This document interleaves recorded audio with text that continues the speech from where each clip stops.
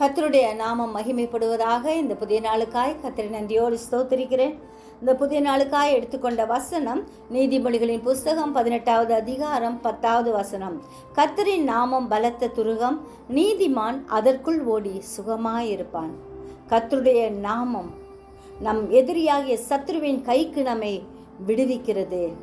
என்ன கஷ்டம் வந்தாலும் கர்த்தர் பலத்த பாதுகாப்பை நமக்கு கட்டளையிடுகிறார். அவரே நம் பிணிபோக்கும் வைத்தியர், சுகம் தருகிற தேவன், சௌக்கியமும் ஆரோக்கியமும் அருளுகிறவர். தேவ ஆலோசனையை பெற்று நடந்தோம் என்றால் நம் வாழ்க்கை செழிக்கும். நம்மை ரட்சிக்கிற கர்த்தர் அவரே, நம்மை விடுவிக்கிறவரும் அவரே. எனவே அனுதினமும் அவரை தேடுவோம். நம்முடைய வாசஸ்தலத்தை ஆசீர்வதிக்கிறவர். எனவே அவரையே நம்புவோம், அவரையே தஞ்சமாக கொள்வோம், அவருக்காக வாழ்வோம். அவரே நம்முடைய எல்லா வேண்டுதல்களையும் கேட்டு பதிலளிக்கிறவர். ஜெபிப்போமா. ஜீவிக்கிறதா நல்ல இயேசுவே, இந்த அருமையான நாளுக்காய் நன்றியோடு ஸ்தோத்திரிக்கிறோம் ஐயா.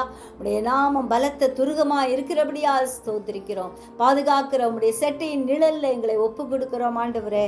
அப்பா, எப்பொழுது எங்களை பாதுகாக்கிற கர்த்தர் நீர் பெரியவராய் இருக்கிறபடியா ஸ்தோத்திரிக்கிறோம்.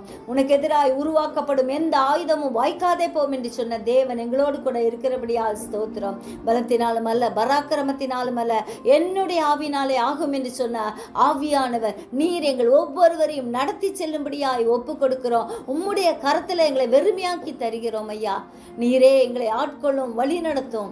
பலத்தின் மேல் பலம் பெற கிருபை தாரும். உம்முடைய பலத்திலே ஆண்டவரே நாங்கள் வளர கிருபை செய்யும்படியாய் கெஞ்சுறோம் ஐயா.